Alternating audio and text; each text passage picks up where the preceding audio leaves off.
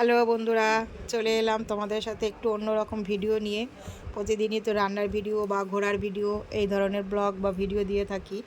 তা আজকে দেখাবো, দেখো আমার আগের যে কিছু কাজ করেছিলাম, যেমন আসন, এরকম হাতের কাজ আমার প্রচুর আছে। তো যাই হোক, সেগুলো তো আর শেয়ার করা হয় না, সব সময় হয়ে ওঠে না। তো বিয়ের পর তখন ছেলে মেয়ে হয়নি, অনেক সময় ছিল হাতে। তো ঘরে বসে বসে এরকম উল বানাতাম আসন কিনে।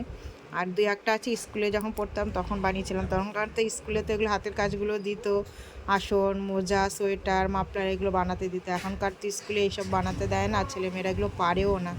বানাতে দিলে কি করে হয়, কিনে দেয় বা মায়েরা বানিয়ে দেয়। তো যাই হোক, আমি বানিয়েছিলাম। দেখতে খারাপ, কিন্তু গুণ খারাপ ছিল না গো, সব রকমের হাতের কাজই জানি। তো দেখো এইভাবে বানিয়েছিলাম, এটাকে বলে শুয়োপোকা ডিজাইন, দেখেছো?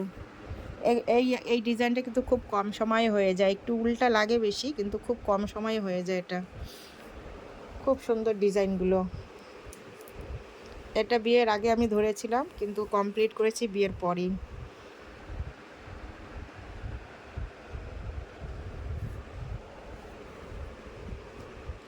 এই একটা ডিজাইন, এটাও খুব সুন্দর, এটাও তাড়াতাড়ি হয়ে যায়। তো তোমরা কারা কারা এরকম আসন বুনেছো বা আছে বা হাতের কাজ আছে, একটু শেয়ার করো। আর আমার আসনগুলো বা তোমাদের কেমন লাগলো সেটাও একটু জানিও। তো এইগুলো তো চটের আসনে, তোমরা দেখতেই পাচ্ছ, এগুলো এখনও কাপড় লাগানো হয়নি। সাইডের কাপড়গুলো একটু লাগাবো, লাগালে আসনের সৌন্দর্যটা অনেক গুণ বেড়ে যাবে।